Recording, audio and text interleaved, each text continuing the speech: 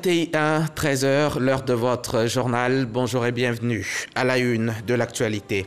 Le président Alassane Ouattara a présidé hier une réunion du Conseil national de sécurité, réunion au cours de laquelle il a été décidé l'intensification du contrôle de l'obligation du port de masque, la stricte application des mesures de répression en cas de non-respect des gestes barrières et la révision du délai de validité du test Covid-19 pour l'entrée et la sortie en Côte d'Ivoire.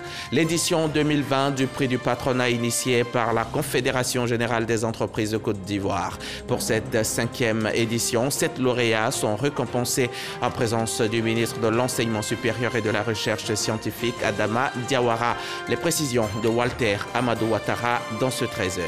La République centrafricaine a décrété jeudi l'état d'urgence pour 15 jours sur l'ensemble du pays. Le porte-parole de la présidence, Albert Yalo Kemo-Kweme, explique qu'il a été instauré pour faciliter les enquêtes en cours suite à l'offensive contre Bangui menée par les rebelles la semaine dernière. Avant, tout allait bien, mais le coronavirus a tout détruit, il a tout ruiné. Pour le vaincre, on s'organise comme on peut.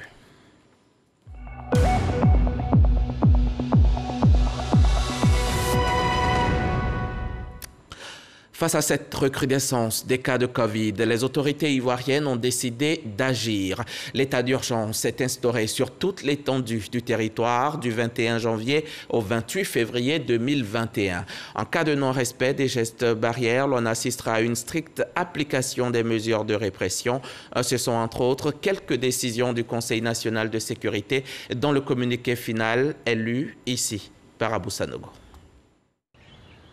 Le président de la République, son Excellence M. Alassane Ouattara, a présidé ce jeudi 21 janvier 2021 au Palais de la Présidence de la République une réunion du Conseil national de sécurité CNS. L'ordre du jour a porté sur le point suivant: la situation sécuritaire générale, le point de l'attaque des casques bleus ivoiriens au Mali, l'évolution de la pandémie de coronavirus 2019 en Côte d'Ivoire. Au titre de la situation sécuritaire générale, à la suite de l'analyse de la situation sécuritaire de l'année 2020 par le ministre de l'Intérieur et de la Sécurité, le Conseil national de sécurité a noté avec satisfaction une amélioration continue de la situation sécuritaire depuis 2012. Cette amélioration de l'environnement sécuritaire résulte des importants moyens engagés par le gouvernement, conformément à la loi de programmation militaire 2016-2020 et à la loi de programmation des forces de sécurité intérieure 2016-2020 au profit des armées, de la gendarmerie et de la police nationale, qui sont plus professionnels et mieux équipés. Cette amélioration est due également aux opérations de sécurisation menées régulièrement par l'ensemble des forces de défense et de sécurité sur l'ensemble du territoire. À cet égard, le président de la République a félicité le Premier ministre, ministre de la Défense, le ministre de l'Intérieur et de la Sécurité, ainsi que les grands commandements pour les importants résultats obtenus. Il les a exhortés à finaliser les travaux en cours afin de doter notre pays de nouvelles lois de programmation militaire et de sécurité intérieure pour la période 2021-2025. Au titre de l'attaque des casques bleus ivoiriens au Mali, le chef d'état-major général des armées a fait un point de situation de l'attaque du contingent ivoirien survenu le mercredi 13 janvier 2021 au nord de Tombouctou, au Mali, dans le cadre de la mission multidimensionnelle intégrée des Nations Unies pour la stabilisation au Mali, MINUSMA, et de sa mission de remobilisation. Le bilan définitif de cette attaque fait état de 4 morts et 3 blessés dont l'état reste stable. Le président de la République, après avoir remercié les Nations Unies et le gouvernement malien pour l'hommage rendu aux soldats ivoiriens, a présenté ses condoléances aux familles endeuillées et formulé des vœux de prompt rétablissement pour les blessés. Il a par ailleurs instruit le Premier ministre à l'effet d'organiser un hommage national à l'honneur de ces braves et vaillants soldats le lundi 25 janvier 2021 à la place d'armes de l'état-major général des armées. Au titre de l'évolution de la pandémie de coronavirus 2019 en Côte d'Ivoire, le ministre de la Santé et de l'Hygiène publique a fait un point de l'évolution de la pandémie de coronavirus 2019 dans notre pays. Ainsi, à la date du 20 janvier 2021, la Côte d'Ivoire dénombrait 25 597 cas confirmés de la COVID-19 et 142 décès. Le nombre total de guéris est de 23 867. Le nombre de cas actifs est actuellement de 1588. Ces résultats qui traduisent une bonne maîtrise de la pandémie en Côte d'Ivoire sont parmi les meilleurs en Afrique et dans le monde. Le ministre de la Santé et de l'Hygiène publique a cependant fait remarquer qu'au cours des récentes semaines, une augmentation du nombre de cas positifs a été observée en Côte d'Ivoire. Cette augmentation s'explique essentiellement par le non-respect pendant la période des fêtes de fin d'année des mesures barrières, notamment le port du masque, la distanciation physique et le lavage des mains. Afin de maîtriser et juguler cette augmentation, sur proposition du comité de veille de la COVID-19, le Conseil national de sécurité, après analyse, a décidé des mesures suivantes.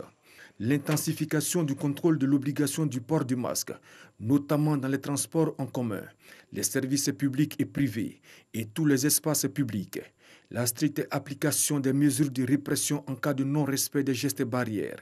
La révision du délai de validité du test Covid-19 pour l'entrée et la sortie en Côte d'Ivoire qui passe de 7 jours à 5 jours. L'instauration de l'état d'urgence sanitaire sur toute l'étendue du territoire du jeudi 21 janvier au dimanche 28 février 2021.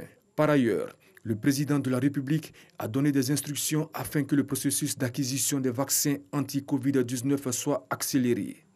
Le président de la République a félicité tous les acteurs impliqués dans la lutte contre la pandémie et a exhorté les populations vivantes en Côte d'Ivoire à plus de responsabilité, de discipline et de civisme quant au respect des mesures barrières. Fait à Abidjan le jeudi 21 janvier 2021. Ces mesures contre la propagation de la pandémie de Covid-19 permettront certainement de faire baisser la courbe des contaminations qui pour l'heure inquiète. Rien que ces dernières 24 heures, 154 nouvelles infections ont été enregistrées, 25 751, c'est le nombre de malades de Covid en Côte d'Ivoire depuis le 11 mars 2020. 142 personnes en sont mortes pendant que 1490 patients se battent à ce jour contre la maladie. La consigne, vous la connaissez, toussez dans le creux du coude, portez le masque de protection et maintenez 1 mètre de distance entre vous et les autres. Il y a vraiment de quoi s'inquiéter. Selon l'Africa CDC, le Centre de contrôle et de prévention des maladies de l'Union africaine, le taux de mortalité lié à la pandémie de coronavirus en Côte d'Ivoire, en Afrique dépasse maintenant la moyenne mondiale. Il s'élève à 2,5% des cas recensés pour une moyenne mondiale qui s'établit à 2,2%. En Afrique, 70% des malades du coronavirus sont recensés dans 5 pays. L'Afrique du Sud, avec 41% des cas, est loin devant. Suivent le Maroc, la Tunisie, l'Égypte et enfin l'Éthiopie. Heureusement, il n'y a pas que le coronavirus dans la vie. D'autres dossiers importants sont sur la table. Ahmed Bakayoko a reçu hier les membres du comité Côte d'Ivoire des conseillers du commerce extérieur de la France. À cette occasion, le Premier ministre leur a donné des assurances sur l'engagement du gouvernement à apporter des réponses dynamiques à leurs préoccupations afin de renforcer le partenariat gagnant-gagnant. Le CCEF, je le rappelle, est ce réseau de 4500 chefs d'entreprise et experts en commerce international au service du développement de la France depuis plus de 120 ans. Au même moment, le ministre de l'Agriculture et du Développement rural échangeait avec les 3 syndicats de producteurs de café-cacao.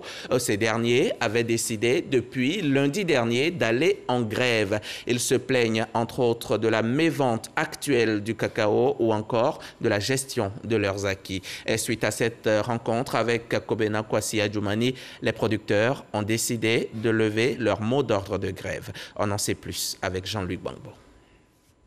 Une rencontre qui aboutit sur une décrispation dans la filière café-cacao. 3 syndicats de producteurs qui avaient engagé une grève illimitée depuis le lundi 18 janvier afin d'attirer l'attention des autorités sur leurs préoccupations ont décidé de lever leur mot d'ordre. Au regard des avancées, des échanges et privilégiant la voie du dialogue, nous voulons vous rassurer que le dossier fait l'objet d'une bienveillante analyse par le gouvernement afin de trouver une solution à nos différents problèmes.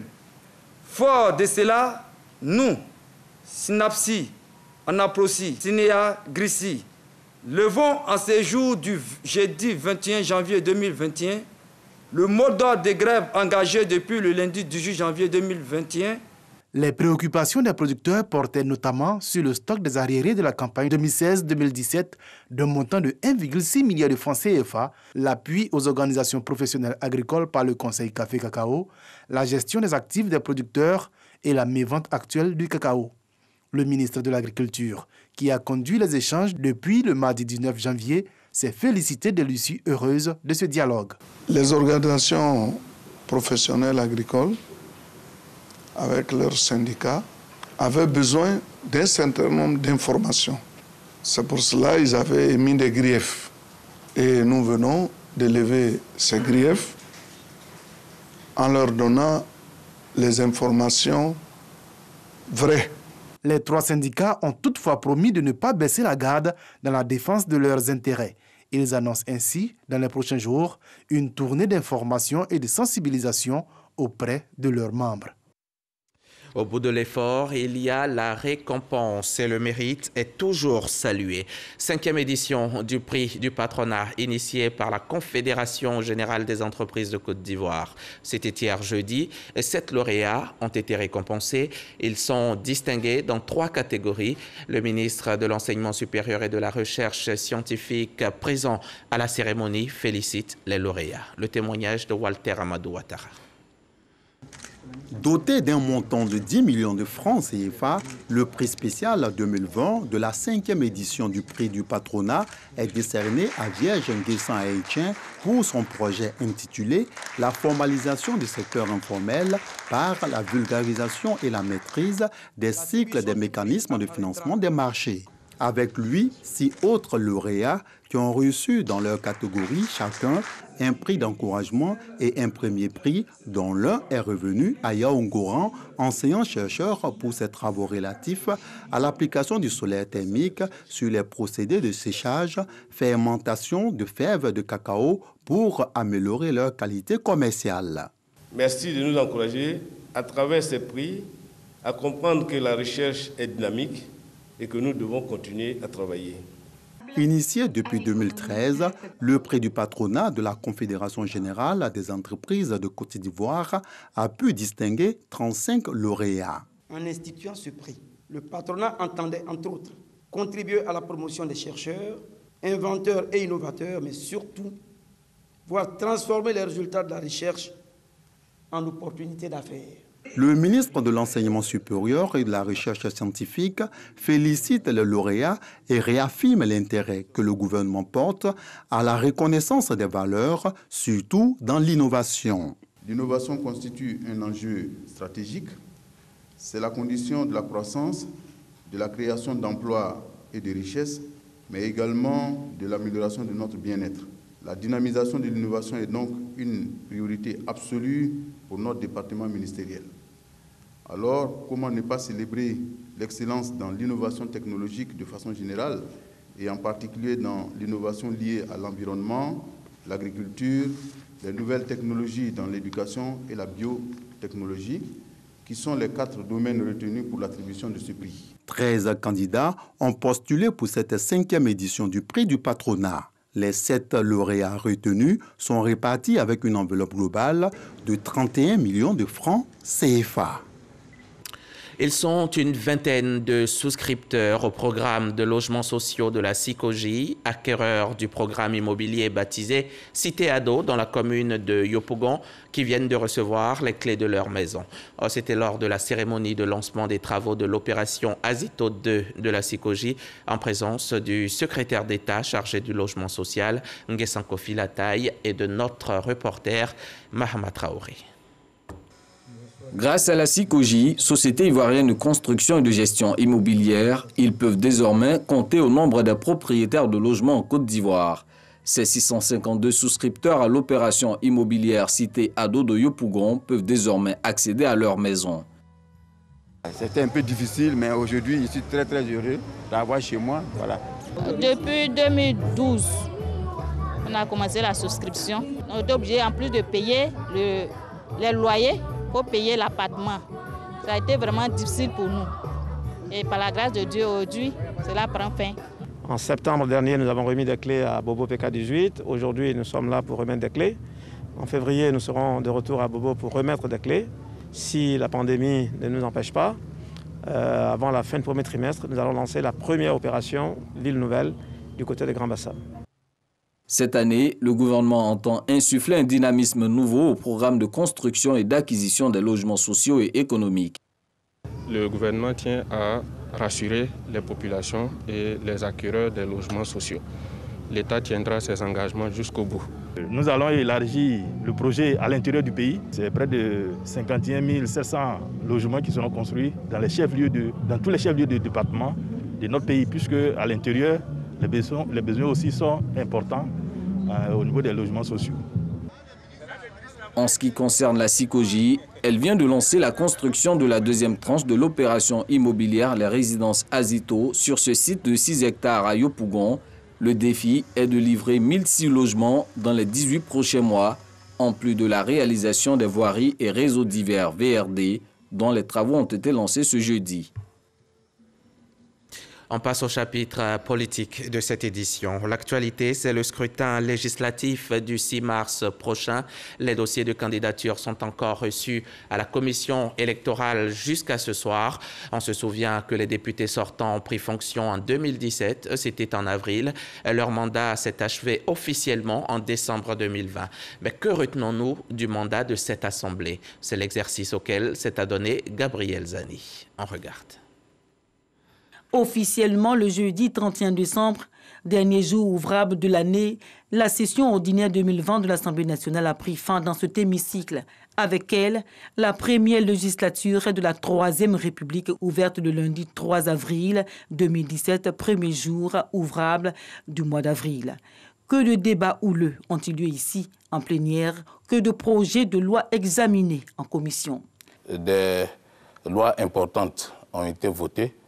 On peut citer la loi organique portant organisation de la Cour de cassation, la loi organique sur le Conseil d'État, la loi organique sur la Chambre des rois et chefs traditionnels de Côte d'Ivoire. 48 lois à impact direct sur la vie des populations ont été votées par la CAGI.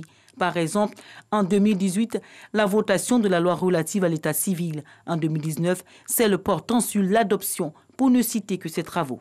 La loi sur le nom, la possibilité est laissée à tous les Ivoiriens, au moment donc de déclarer la naissance de l'enfant, d'ajouter, en plus du patronyme du papa, le patronyme, le nom donc de la maman, de sorte que si la maman descend d'une famille qui n'a pas de garçon, le nom de son papa ne disparaisse pas. 255 députés partagés en 6 commissions et repartis en 4 groupes entre le RHDP, le PDCI, le Rassemblement, Vox Populi et des parlementaires restés indépendants au regard des mutations politiques survenues. En effet, en avril 2017, à l'ouverture de la première session de la première législature, le PDCI n'intègre pas le groupe RHDP. Et en février 2019, Guillaume Soro démissionne de la présidence de l'Assemblée nationale. Amadou Soumaoro est élu à la tête de l'hémicycle en mars 2019. Des couleurs politiques qui n'ont pas toujours facilité le graissage de la machine. On a eu à adopter le code forestier, donc toutes les organisations de la société civile en charge de la préservation de la forêt, nous avons demandé leur avis sur le projet des tests. Nous avons également consulter des experts et surtout aussi le ministère. Mais après cela, parce qu'une chose est d'analyser et d'examiner en commission, mais nous nous retrouvons pour adopter le rapport, malgré nos divergences politiques. Et ça n'a pas été facile, mais nous y sommes arrivés. Il y a eu des lois sur lesquelles et l'opposition parlementaire et les parlementaires proches du pouvoir ont réussi à trouver un consensus facilement. Il s'agissait par exemple des lois sur le code de la famille, la loi sur le mariage, la loi sur la filiation. Mais il y a par contre des lois au cours de cette législature sur lesquelles il y a eu de gros accrochages.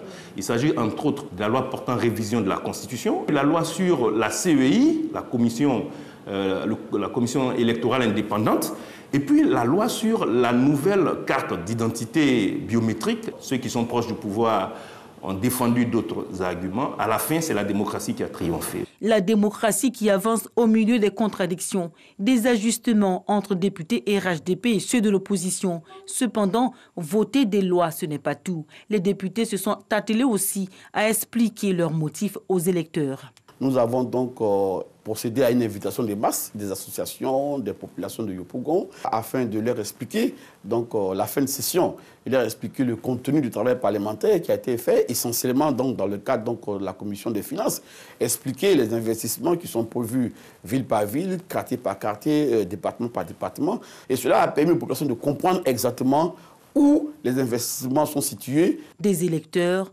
toujours partagés sur le travail de cette première législature pendant que s'annonce le renouvellement des députés en avril prochain. Les députés, nous plaçons nos confiance à eux, mais en retour, nous ne recevons rien d'eux. Donc pour moi, ils luttent pour leur propre intérêt, pas pour la nation. L'ancienne législature a fait ce qu'elle peut faire. Aujourd'hui, il y a de nouvelles élections pour renouveler l'Assemblée nationale. Donc je pense que les députés soient conscients que c'est le deuxième pouvoir de la République et qu'ils doivent penser à construire la nation que de s'attacher à des partis politiques. Des attentes des Ivoiriens grandissantes d'année en année du fait de l'urgence des besoins. L'Assemblée nationale fait l'effort d'en tenir compte en contrôlant l'action du gouvernement. Nous avons pu voir défiler devant l'Assemblée nationale un certain nombre de membres du gouvernement. Je vais citer par exemple le ministre de la Santé à l'occasion du déclenchement de la crise de la Covid-19 pour expliquer aux députés ce que c'était que cette maladie-là et surtout les mesures qui sont prises pour préserver la santé des populations. Nous avons vu passer également la ministre de l'Assainissement pour expliquer aux députés les actions qui sont menées par le gouvernement pour préserver les populations des inondations qui ont eu cours à l'occasion des pluies diluviennes qui se sont abattues non seulement sur la ville de l'Abidjan, mais aussi sur tout le pays. À l'hémicycle, il n'y a pas que les lois, la représentation des populations ou encore le contrôle de l'action gouvernementale. Il y a aussi la diplomatie parlementaire qui fait partie aujourd'hui du rayonnement de la Maison des députés. L'Assemblée nationale participe à un certain nombre d'organisations interparlementaires où elle entend faire valoir son positionnement, elle entend faire valoir son avis sur les grandes questions qui préoccupent le monde. Au niveau de l'Assemblée parlementaire de la francophonie, un certain nombre de mesures ont été édictées et la Côte d'Ivoire a participé à la prise de ces mesures-là sur la façon dont les parlements devraient fonctionner à l'aune de la crise sanitaire que connaît le monde. Amadou Soumaoro, le président de l'Assemblée nationale, prend la présidence de l'APF. Assemblée parlementaire de la francophonie, en juillet 2019, plébiscitée par ses pairs. D'intenses activités de repositionnement du travail des 255 députés élus en 2016. Dans cette législature exceptionnelle de 4 ans au lieu de 5, selon les dispositions transitoires de la Constitution de 2016, 173 lois ont été votées au total. C'était un récapitulatif de Gabriel Zani, élément à retrouver sur l'application RTI Mobile et sur rti.ci. Allons-y maintenant à l'Université des droits de l'homme. Cette université qui est un cadre de formation sur la thématique des droits de l'homme et elle est destinée à tous. Hier jeudi, lors du lancement des programmes 2021 de l'établissement, les auditeurs de la dernière promotion de l'Université des droits de l'homme ont reçu leur parchemin de fin de formation. Le témoignage de Laure Goretti et Walter Amadou Ouattara. 80 auditeurs reçoivent des parchemins de l'Université des droits de l'homme, l'UDDH, après des formations sur la thématique des droits de l'homme. Aujourd'hui, c'est de la joie, c'est une satisfaction pour nous d'être formés dans cette université et avoir des rudiments nécessaires pour défendre les droits des hommes et aussi connaître nos droits. Nous avons beaucoup appris en ce qui concerne les thématiques des droits de l'homme. Et comme nous savons que la question des droits de l'homme est une question majeure, nous sommes vraiment sortis heureux de cette formation-là. Cette cérémonie de remise d'attestation marque l'ouverture de la session 2021. L'invité spécial, Kwadwo Konambertin, a prononcé la conférence inaugurale de la 6e session sur le thème « Droits de l'homme et cohésion sociale en Côte d'Ivoire, quelle stratégie d'action pour une réconciliation réussie et une paix durable ?» Les droits de l'homme sont l'expression d'exigences humaines fondamentales et se réfèrent donc à la notion de dignité et d'égalité de la personne humaine. Les droits de l'homme sont des garanties juridiques universelles qui protègent les personnes et les groupes de personnes Selon la présidente du Conseil national des droits de l'homme, CNDH, initiatrice de ce projet, la session 2021 va connaître des innovations. L'UDDH a signé 2 conventions en 2020. L'une avec l'Université virtuelle de Côte d'Ivoire pour permettre à ceux qui sont à l'intérieur du pays et ceux qui ne peuvent pas se former en présentiel à l'Université des droits de l'homme du CNDH de le faire à travers les techniques de l'information et de la communication. L'autre, avec l'Institution nationale de formation judiciaire. Initiée en 2018 par le CNDH, ce sont 543 auditeurs au total qui ont bénéficié des formations de l'UDDH. Ces formations en session ordinaire et intensive sont initiées dans le but de répondre à des besoins de connaissances en matière des droits de l'homme. Sont concernés magistrats, avocats, officiers de la gendarmerie et de la police, enseignants, étudiants et membres de la société civile. On prend la direction de Diokwe, région du Guémon. La ville vient d'être dotée d'une CRS, une compagnie républicaine de sécurité pour le bonheur des populations. Voilà de nombreuses années qu'elles attendaient. Maintenant que ces choses faites, elles se disent heureuses et reconnaissantes au gouvernement. Godefroy Okambawa était à Diokwe, son reportage dans nos prochains journaux. De retour ici à Abidjan, vous allez le voir en bref et en images. Hier, jeudi 21 janvier, le comité de normalisation de la FIFA a été installé dans ses bureaux à la Maison de Verre à Trècheville. C'était en présence du directeur de cabinet du ministère des Sports et du directeur exécutif de la FIF, la Fédération ivoirienne de football. Mariam Daogabala, la responsable du comité, a appelé au rassemblement pour espérer achever la mission avant l'échéance du 31 décembre 2021. Le témoignage de nos confrères de RTI Sport à suivre dans nos prochains journaux également.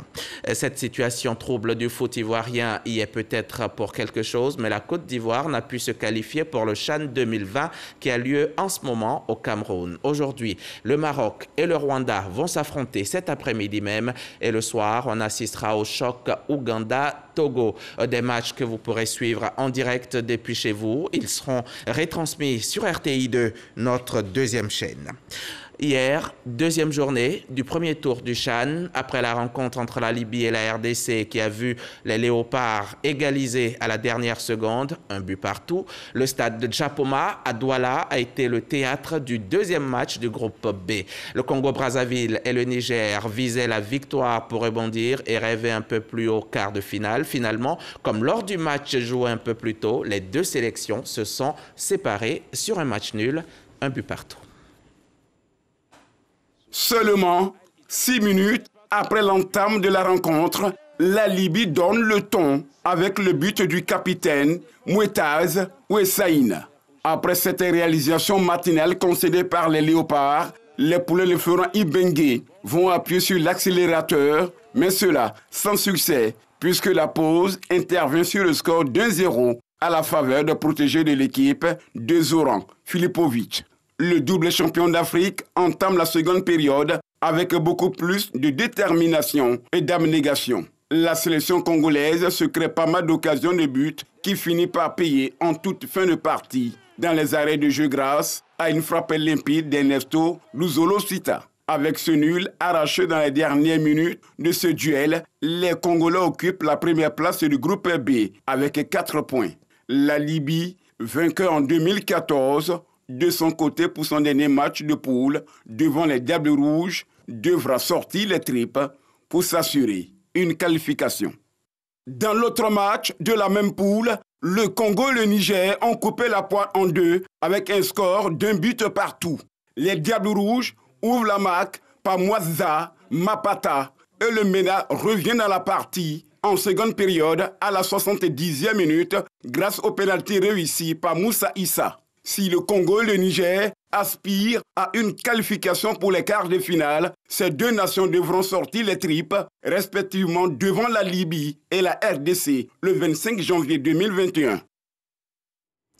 La République centrafricaine n'est pas concernée du tout par ce Chan. Le pays se bat contre ces rebelles. Il a été décrété jeudi l'état d'urgence pour 15 jours sur l'ensemble du territoire, ce qui confère à l'autorité civile des pouvoirs exceptionnels de police dans certaines circonstances en cas de péril imminent. Selon la présidence, cet état d'urgence a été instauré pour faciliter les enquêtes en cours suite à l'offensive contre Bangui menée par les rebelles la semaine dernière. On s'arrête là pour aujourd'hui. Merci de nous avoir suivis. On se retrouve la semaine prochaine, vendredi prochain plus exactement. D'ici là, on se lave bien les mains.